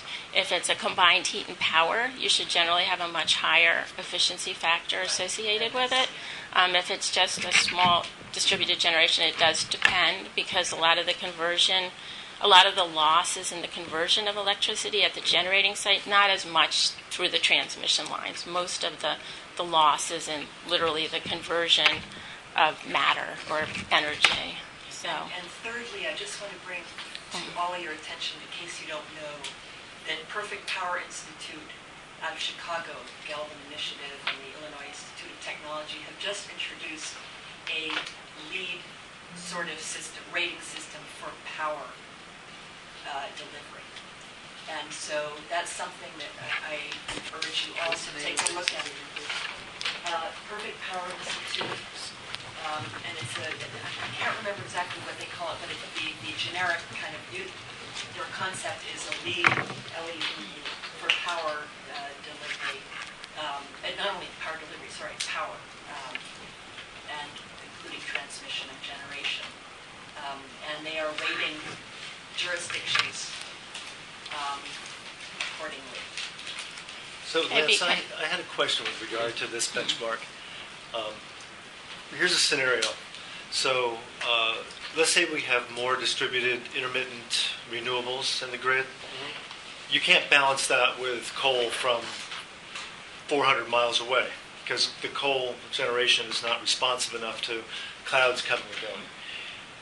Gas has been used in many cases. Gas turbines has been used in many cases to be much more responsive, to enable greater use of solar, intermittent solar particularly, or wind. How would that play out within the SCU? Let's say we're trying to build out our renewable power, our solar power in the district, and we wanted to have more either combined heat and power or multi-cycle, combined cycle gas. Would that play out in a positive way for the SCU if there was investments into that? Or would that basically count against gas efficiency because we're using more gas instead of less? No, it depends. Keep in mind the SEU targets are based on measures, so to speak, that the SEU will actually pay for or implement in various buildings. So the work that's being done by folks or outside the SEU purview really will impact their targets, so to speak. As it relates to renewables, we have taken renewables out from the cost effectiveness testing because of the difficulties associated with renewables. But that's not the issue. Test. That's not but really to your point in terms of using the combined heat and power and so forth, unless it is something that is specifically being funded by the SEU, then I really don't see that having much of an impact on their programming, so to speak. Well, I'm talking about that, though. I'm saying, let's say, as we retire boilers in buildings across the district, new boilers are going in either combined cycle or, which wouldn't really address this, but would say combined heat and power. That would increase the use of gas potentially because they'd be running these boilers in the summertime to fuel chillers. That would increase the use of gas overall. So we wouldn't be looking at a decrease in gas use. We'd be investing in high-efficiency boilers that would increase the use of gas in the district, but overall improve the efficiency of our energy scenario in the big picture. If we were looking at just a combined BTU, electricity and gas, which I think is what Paige is proposing. So it's not going to reduce gas. It's going to increase the use of gas, but it's going to reduce our overall energy use, increase efficiency. Yeah, and I think when we set this target, Clay, when we say reduce consumption, it's based on a baseline that we establish for the SEU. The SEU programs of activity as a whole, when we take it into account, we'll measure how much of a reduction that is put in it. Even though you can have the consumption of the gas rising as a result of other activities in the city, it still wouldn't impact what the SEU can have an impact on that baseline based on what they're doing. So you are right that if you switch and you start using more gas, the average consumption across the city would be going up. But at the same time, the SEU can demonstrate, because of our programs, because of the measures we've installed, we have reduced consumption by this much based on the 2009 baseline. Overall energy consumption. Yes. So it's a twofold measure. You can have consumption going up, but at the same time, what the SEU has been doing has been reducing the consumption based on what they have done, and not so much on what other folks in the city are doing. But does that require the reduction, that 1%, the elimination of the 1% reduction for gas consumption? The main impetus behind us pushing for a unified benchmark, so to speak, is simply based on how the funds are split more than anything. If you look at the breakout of the funding coming from the utilities and the natural gas company, it's practically impossible to get to a 1% reduction based on roughly $4 million that are coming in from the utilities. So we feel that if we convert this target to a common measure, it would give the SEU more of an opportunity to go after a wider range of measures, both on gas and electric side, and then just track that performance based on one unified target. Admittingly, you're going to have some choices to make between natural gas and electric measures. Although natural gas might be much cheaper, the avoided cost of electricity is much higher, which makes electricity more cost effective to do than natural gas. But those are secondary decisions. But the removal of this 1% on the gas side and 1% on the electric side is really tied more so to the funding than it is to getting to a common measure. If we had significant funds coming in or equitable funds coming in from both utilities, then we could continue to push this 1% on each side. But I think it was a significant oversight in trying to do it. And again, at that time when we set it up, we had no idea how the money would be coming in from the utilities. But we can't get to 1% based on the funds we're receiving from the utilities. So then we would just continue to rely on the statutory requirement that a percentage of the funds between 75 and 115 or 125 from each of the two utilities be spent specifically on either gas or electric. Yeah, and to that end, as you see, in the report, one of the things we're considering is possibly eliminating the upper limit of that requirement, keeping the 75% requirement, but removing the 125%. And I'll give you a good example why. $20 million coming in, let's say FY14 and beyond. Right now, the funds are on an 80-20 split. 80% from electricity, 20% from gas. So if you take that $16 million that's coming from the electricity company, $4 million from the gas company, the law says you cannot spend more than 125% of the funds coming from that specific utility. So for natural gas, you can't spend more than $5 million, so to speak, doing gas-related programs. Even though for electricity, they will be in compliance if they hit 12 million. That's the 75% mark of that 60 million.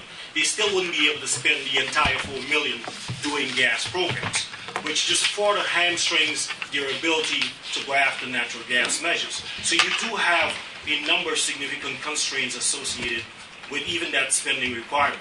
That's why we're suggesting or we're thinking about eliminating the 125% upper limit, so that once they hit the 75% on the electric side, then that 4 million, they'll have the prerogative to spend it either way. If they choose to spend the entire 4 million on gas, they can spend it on gas. Well, I think that, let me just sort of give an overview from my perspective, and I'm a lawyer, not the expert on the details. I think the company is concerned that the performance measure that the SEU uses to ascertain whether or not to select one fuel source over the other as the most efficient is the correct one. And I think you're saying, yes, it is the correct one, but we're not sure that it actually is. And that gets into the actual measure that you're using to decide whether or not when you go into somebody's house, you would say, do this or do that, based on that performance measure. That's a very simple way of looking at it. And even in the way you're looking at the 125%, I would get nervous if you would remove either one of those limitations. Because I think that if your performance measure, the way you're determining whether to say to a customer, use more gas or use less electricity, or use more electricity or use less gas, whichever way you're trying to tell that customer to go, if you remove the ceiling, you could have all of one particular set of customers' money in going toward the other fuel. So that's not what I'm suggesting. I'm saying if you keep the 75% limit, it guarantees they have to spend 3/4 of the money from each utility on electric, gas-related measures. Mm-hmm. So take, for example, the 4 million I mentioned from the gas. They have to spend 3 million of those funds on gas-related measures. The other million, they can spend it on gas or they can spend it on electric if they choose to. But the problem is, they couldn't take the all of the leftovers from the electric side, so to speak, and spend it on gas because of the 125%. That would exceed your 125% cap. Because there's more electricity millions Yes, than I there are gas understand what millions. he's saying, but I'm not sure I agree with the implications that that's a good thing. So you think that it's not a good idea to be able to spend up as a No, On gas reduction? No, on gas. You just said, yeah. To reduce On energy gas. usage. On gas. So that, To reduce That gas would be energy, fine. you don't like that idea. To reduce gas energy use? That's what you just said, that you didn't like that idea. Well, I to don't reduce think energy use. To reduce overall if energy. if you say if you add the gas, no, I don't like it. If you're saying reduce energy use, I do like it. So if you're saying because I don't think that if you use that, you're actually doing something that benefits the customers of the district. It could potentially, because here's the scenario, to go back to the idea of combined heat and power in apartment buildings, say. Let's say you've got $8 extra million coming in from the electric side that you could put into upgrading gas boilers in apartment buildings to actually also generate electricity. It may end up using more gas. Well, that's not what Dan said. What I'm saying is the something number on the different. programs. that you're saying that you don't want us to be able to spend $8 million on gas programs as opposed to $4 million. No. Yeah, because if you don't, you could spend up to $8 million on gas programs if you eliminate the 125 cap. If you keep the 125 cap, you're going to be able to go over $5 million. What do you mean by gas programs?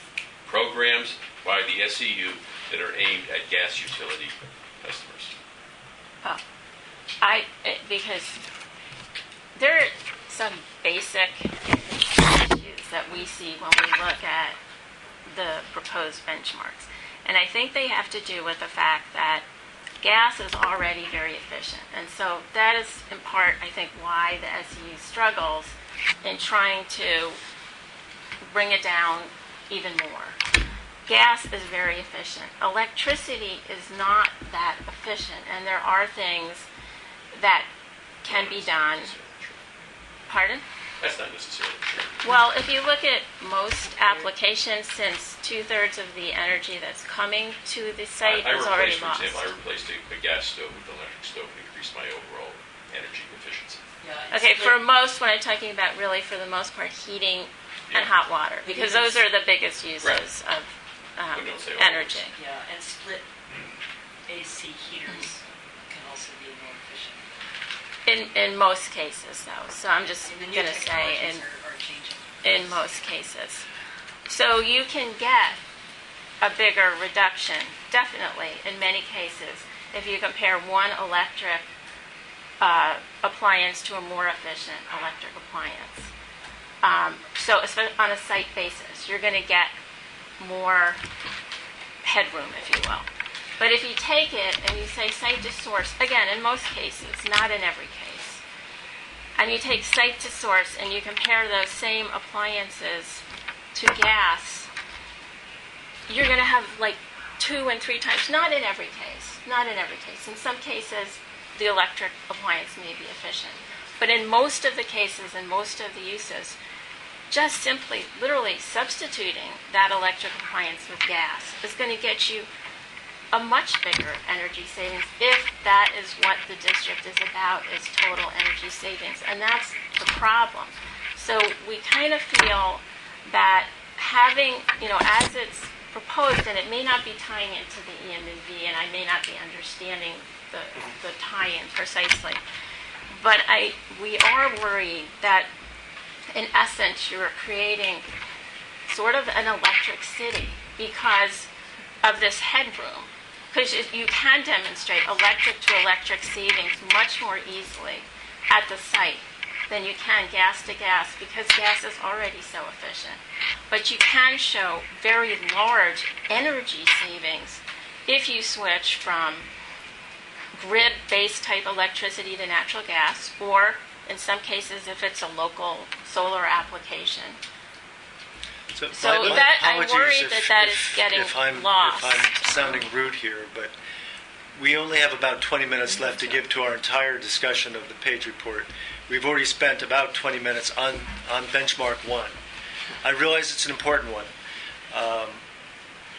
If I understand correctly, we are moving in the direction that Washington Gas has encouraged towards a single efficiency measure for the district, as opposed to 1% reduction in gas and 1% reduction in electricity. So I think we're moving in a direction that's consistent with what we've recommended here, unless I'm missing something. Well, I would just like to add, Nana, but unless we change it from site to source, all you've done is taken therms and converted them to BTUs, and you've taken kilowatt hours, and you're just left in exactly the same place. It makes no difference unless you incorporate all the energy used to get there. Otherwise, you're just in the same place you were, only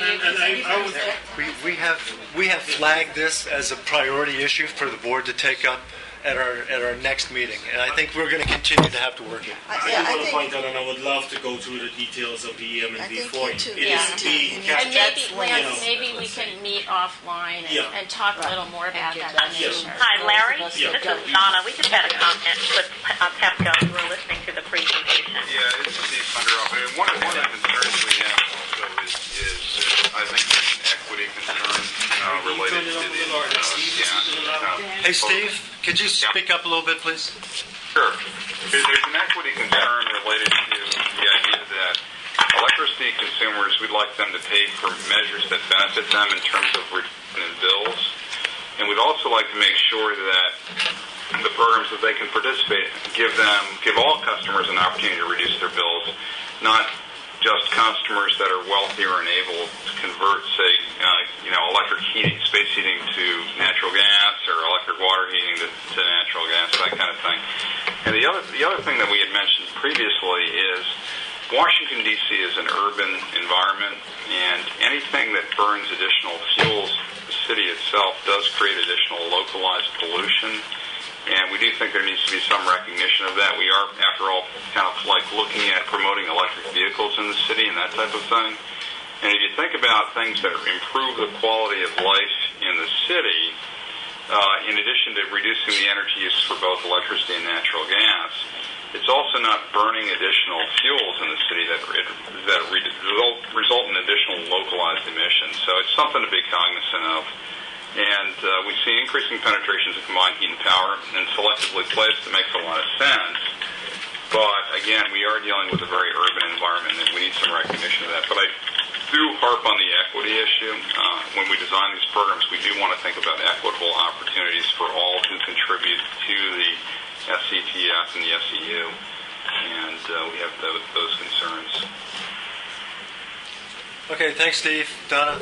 And Larry, just one point in the move forward. I do want to point out that the current setup right now for this benchmark prohibits any type of switching of equipment from one source to the other. If you guys recall the current contract, if the SEU goes into a home and heating system, let's say, is electric, and they decide to switch that out to gas, that would be counted as a negative savings towards the electric measure. So it's not a situation where they can freely switch between electric and gas. Those interactive effects are serious impacts on the overall savings of the SEU. So the way it's structured right now, our push is try to eliminate some of those interactive effects. For example, if you install energy-efficient lighting that produces less heat from those light bulbs, it means that you have to spend more time heating that particular space, which again would raise consumption on one end and try to eliminate the savings that you were capturing from the efficient light bulb. So we do have to think of this in a holistic approach. And again, I would love to go through these steps with you guys so everyone is clear on the process. I think having an understanding of how the EM&V is done and how these benchmarks are measured would really provide some assurances to both utilities. Okay. So I think I've understood most of what's the conversation, but just a basic question. Is the benchmark that would allow people to make the decision between a gas replacement or electric replacement, like furnace, boiler, whatever, or water heater, is that statutorily limited, or is it something that DOE can change? Like, it seems to me that there ought to be that flexibility built in, but if one way or another the SEU is getting dinged, if consumers make that choice for a more efficient product, then something needs to be fixed. And I don't know where that fix needs to happen, if it's statutory or if it's within the contract. It's within the contract. Yeah, the statutory limitation is on the expenditure of the ratepayer funds. You have to spend a certain amount, 75 to 125 of each natural gas ratepayer funds on natural gas programs, and same for electric. That's the limitation of the statute. So the chair would like to take the prerogative of having the last word on this. There was an issue brought up about per capita being the denominator in this benchmark, recognizing that most of our energy use is not by the population of the district at all. It's by our daytime users. It's by commerce. It's by the large buildings. Any thoughts? I mean, maybe that's not the right question. I think we still need to think about using population of the district as a denominator of how we measure this benchmark. No, we can't. I think in actuality we have never really measured it on a per capita basis, simply because the SU has no control over the population of the district. Right. So when we measure it, it's based on just the district, not the daytime population, but it would be on, I believe, right now I think it's 632,000 folks. Well, then we're in violation of the statute, aren't we? Kind of, sort of, because when you look at the statute, the way the statute is written, there is no way you can hold the SEU responsible for population growth. Well, that's right. But you can hold them responsible for the amount of electricity per capita. My concern being that that's not a good way to measure it. Yes, and I'm saying if you hold it that way, if population increases, reduces the amount of savings they will be reporting. Precisely. So those are one of the fixes, that we've all identified, going back to all the way to the CA, that needs to change. All right. Larry, there is a way to interpret it to be consistent, which is that you're holding population constant, because that's something outside the SU's control. So if you view the per capita benchmark as holding population constant, then you're fine. True. But I still think it's a problem, and I'll tell you why. Because the population is only about 17% of our energy use. And so you're not really controlling you're not really controlling for the majority of the energy use, which is in our large buildings, our commercial buildings. That's the problem, I see. Yeah, but how do you determine the population is only using 70% of that energy? Well, you don't. I mean, you can't. It doesn't make sense. It's a bad fit. That's precisely my point. It's a bad fit. So anyway, that's something else maybe we should be thinking about in terms of statutory changes, as opposed to one of the recommendations that we might want to include. Okay, so why don't we see if there are any other issues that other benchmarks that board members would really like to take up, as opposed to just marching through them sequentially. Joe had talked about the low-income measure. He thinks rolling back the dedicated funds for low income was a bad idea. I think Page and Associates recommended rolling it back from 30 to 20%. Was there a rationale that DDOE found persuasive there, or is there any thinking on DDOE's part about that recommendation? A couple. One, when you look at the efficiency standpoint of doing low-income programs versus large commercial programs, the yield that you get on low-income programs are much, much lower than you would have on large commercial programs. Asking the SEU to spend 30% of its budget on low-income programs, that's roughly about $5, maybe $6 million a year, depending on the amount of the budget. $6 million a year just doing low-income programs that produce a very low yield, which makes it a little more difficult to get to the already difficult 1% because of the pot of money that has to be set aside for low-income measures. Keep in mind, most low-income programs, you have to do 100% of the measures to be able to get them done in the homes and businesses across the district. It's not an approach where you can use the market-based approach to provide a partial incentive and make a significant impact in low-income communities. So that's reason number one why we think rolling it back gives the SEU some additional flexibility and more funds to really go after the larger yield projects, basically the commercial project side of the equation. But, the 20 to 30%, we don't think will have that of a significant impact in their ability to service low-income folks around the city, coupled with the fact that DDOE is still providing some low-income programs, which will really help to, fill that void if we remove that 1 million or 1.5 million from the SEU requirement. The second reason why it's been set as more or less an expenditure measure, because if you set it as a savings measure, so to speak, you'll have a target within a target. They'll be counting one set of savings towards the low-income target, and then those same savings will then roll over to the overall 1% target. So we are really trying to strike that balance where we can separate out the performance measures or performance targets for each of the benchmark. We do acknowledge that there are certain concerns about just having a spending target for the low income, but there are other things that we're considering putting in there to making sure that spending is being done in a cost-effective manner. We'll go back to really emphasizing that the programs that are being implemented for low-income folks, must at least get to that cost-effectiveness of 1, that cost-effective ratio of 1, so you know for sure that the programs as a whole are cost-effective versus just having another savings target within a savings target. That was one of my major concerns, and I've raised it on a number of occasions in terms of the actual savings that are rendered from some of those low-income programs. I was particularly concerned with the free handout of bulbs from the Martha's table or something, where there's no real measure of whether or not they are being used, and if you're getting some sort of, effective efficiency savings. So that would be my concern, and it is a major concern in terms of just making certain that we're using that money effectively.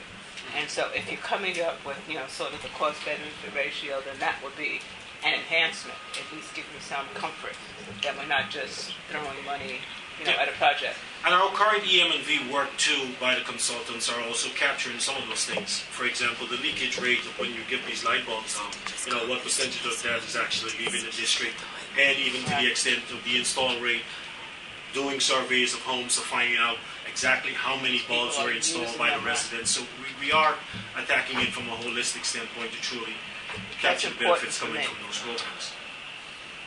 One of the things here we were just talking about, Larry was talking about the load is really a commercial load. There's the flip side of that too, that it's the commercial electricity consumers that are paying 85% of the electric portion. And, so far I haven't seen them say, well, where's my 85% of the money coming from the SEU? But I think when we talk about balancing where money comes from and where money goes, we have to remember that in general, the residential, whether it be low income or non-low income, are horribly overrepresented in terms of amount of money spent on their programs versus the amount of money they put into the pot. They do both, though. Yes, they do both. That's the bottom line. To a certain extent, that does trump almost everything. Right. Any other discussion on benchmark? Is that benchmark 2?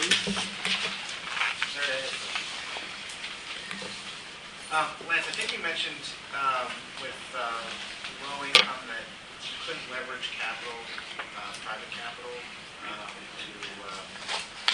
have a greater impact or something along those lines. Can you just touch on what you were referencing? No, I didn't say they couldn't leverage private capital. I'm saying it's requires much more of a lift from the SEU standpoint to do low-income programs. With commercial programs, they can give a partial incentive. With low-income programs, they tend to have to go all the way to get it done. With the exception of renewables might present a different opportunity. When you talk about doing energy efficiency measures, getting into the home, doing the lights, the installation, even the big ticket items in certain cases as boilers and so forth, they will have to pretty much finance 100% of those measures to get them done in low-income homes. On the flip side of that, is that rather an efficient way to get green jobs towards the green job target? I mean, there's an interaction between all of these. Yes, they are. And to be honest, that's the best means of getting the green jobs is by doing these direct installs programs where they can hire subcontractors. Because Because you don't need a contractor to provide an incentive to, let's say hire Steeder to help them upgrade their lighting system. But you do have to have contractors to go into low-income homes. So yes, it will impact the amount of green jobs, so to speak, that they'll be able to get out from low income if they're spending less money doing direct install. But that's part of the balancing act that they will have to go through and figure out how they simultaneously achieve all these targets. Unless folks have anything else, I think we have time for like one more benchmark before we revisit the September 5th minutes. Can we talk about benchmark 6? That's the green jobs benchmark. We've talked a lot about that in our past meetings, and I would imagine that this is one of the things that you'll be discussing with the SEU in the new contract period. I'm just guessing. Could you give us a sense of where you stand on the page report recommendations with respect to green jobs generally, but my particular interest is in the area of estimating jobs as opposed to getting such 100% compliance information that it becomes a burden in collecting data on actually calculating green jobs. Yeah, we've had several discussions in the past weeks around green jobs, but for general speaking, we'll be discussing all the benchmarks. But as it relates to the green jobs in particular, some of the ideas put forward in Jerome Page's report are very encouraging. Take, for example, moving the measurement from 2,080 hours down to 1,950 hours. That standard we've seen used in other states, in other jurisdictions, so we think 1950 is a workable number to be able to count one FTE. What does 1950 represent? It's the amount of hours one individual would have to work to be considered a full-time employee. How does it compare to the 2,095? What's the been 2080? eliminated? Yeah. The 2080 usually includes vacation time. Right, that's the paid vacation. Most contractors and their crew, unless they're doing extremely well, wouldn't have paid vacations. They go as they work. Okay, that's so the point, we think that's an encouraging proposition in terms of moving that downwards to that 1950 hour. The second one around the estimation of jobs. It's something that would really have to spend several months developing a solid methodology that's based on DC SEU experiences and along with some national experiences of similar projects. For example, let's suppose the DC SEU's co-financing some work being done with DC Water. DC Water has their own contracting crew already in place that's doing some upgrades, but we want to be able to get some credit for the funds we're putting out and the amount of hours that are being worked in that project. It can be very difficult to get that kind of green job information from there. But in terms of estimating, we'll have to come up with a model to say, well, for this particular type of project that requires XYZ measures and XYZ man hours to complete the entire project, maybe the SEU can take 10-15% of those hours on that project and count it towards their overall green jobs target because they've financed a portion of that project. So the estimation is something that we'll have to work through. I think right now, short of developing a solid methodology that's acceptable, that we'll still go with the current methodology of counting the total number of hours worked by all DC SEU activities. So green jobs is something that's completely ongoing that we'll have to think about. The third piece of this pie, which is the more difficult one, is whether or not we require the target to be filled 100% by DC residents. Right now, the target is based 100% DC residents. Given the fact that some of DC SEU operations will involve non-DC residents, to what extent do we want to consider that and give them any credit for it? That's another piece of the pie that we'll have to consider as we move forward. I know how strongly folks felt in the room when we developed this, that this is ratepayers fund in the district, the jobs should be going to district residents, and DDOE shares those same views. But at the same time, we have to consider the dynamics of how things are done. So it's all three of those pieces we have to put together as we try to work through refining this benchmark. Let me just say, with respect to the estimates, I'm concerned, and maybe it is partially my understanding of what that would entail. Mm-hmm. Whenever I hear, from my perspective, an estimate, I am concerned that there is, the possibility for inflation or an inaccurate estimate. So the measure and the methodology would be extremely important to assure that there is, some actual accounting. And then question, generally when we deal with estimates, there is some reconciliation point, where you actually look to see whether or not those estimates are consistent with what the actual outcomes are. So I don't know if that's a factor that would be included. Yes, it will be. And then, that's why I mentioned this will be, a several months process that we'll have to go through to develop this methodology. Because no other jurisdiction in the country is measuring green jobs the way the district is measuring green jobs. So we are truly inventing the wheel here, so to speak. So whatever we come up with, I would want to assume that other jurisdictions will look to adopt. So we have to make sure that our methods can, stand up to rigorous, critique from folks. Okay, we're about out of time here. Is there anyone still on the phone? Okay, just checking. They're all on mute. Right, that's right. So we have one set of minutes left to review and approve, if that's agreeable to everyone. Unless there's any other benchmarks that people would like to speak to right now today. All right, so any comments or any motions on the minutes from Thursday, September 5th, 2013? I think I have identified a mistake in the attendance list. I think it was John Wickham, not John McGregor, but I can just double check that. Okay, thank you, Nina. Also can be declined action. We're fungible, not too important. The John. And Larry, I have one final comment. We've moved on, unless it's pertaining. New business. Okay, if we have time, we'll get to new business. One question, but I could probably ask, send an email. Do we know how much funds we got, additional funds, either federal and or anything extra? Because in the executive summary, we do indicate that we can get funds from other sources, but I don't know how many we get, if we got any at all.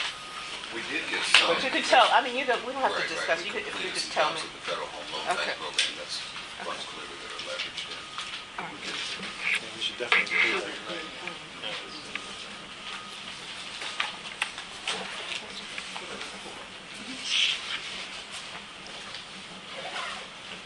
I would move that we adopt the minutes as they stated with the one change of the possible name of one of the public attendees. I second. Okay, we have a motion that's been seconded to approve the minutes from September 5th. All in favor, say aye. Aye. All opposed? Okay, great. That's fine. We had a motion, or we had a question from the audience about new business. Yeah, this is going back to the act, the proposed act, and because I hadn't known about it, I just had time to reflect a little bit. In the same way that I think there's one thing that maybe we need to voice in a very clear way and explore a problem-solving measure, and that is the negative competition that might exist between SEU and other DDOE energy programs or programs overseen by DDOE, and that was mentioned in the presentation of this act. And to look at the reward structures by the city for the output and the success of the various elements of our energy programs. And if there's an inadvertent zero-sum game going on where one department or one energy program's win is perceived or in fact, because of reward structures, has an outcome of loss for another one, that sometimes is awkward for programs within a same umbrella to actually put on the table and discuss. But I think that's where actually there might be some productive, non-threatening discussion that looks at that squarely after now two years of operation of the SEU and the wonderful ambitions of this city, district, And I think that really ought to be looked at carefully, because my guess is that that is at the heart of some of the proposals that have come up. And it's very uncomfortable territory, folks, we all know that. But I think partly it's a measure of success, and we need to really evaluate that and figure out how to deal with that without throwing out the bathwater. Thanks, David. I just had one comment, and that is I think that this meeting, I hope, was informative and sharing, various expertise and exploring the finer details to make sure we are all on the same page. So I think, that kind of dialogue can only happen in a setting sort of like this. And if the board is dissolved, I think you're going to miss that. And even though I can't say that I miss having as many meetings, exactly. I think we'll miss that kind of exchange, because you do have a lot of expertise around the table, and you're struggling with very nuanced issues, and we're trying to do something that's never been done before in the country. So I think all the help you can get is better than limiting the help. That's just my personal point of view. I second that. Likewise, I think the process has been improved as a result of sort of the piling that has occurred through the last 3 years. Well, it's not quite a kumbaya moment, but are there any motions to adjourn? Move to adjourn. Move to adjourn. Okay, seconded. All in favor? All right. Have a good Thank you all. week.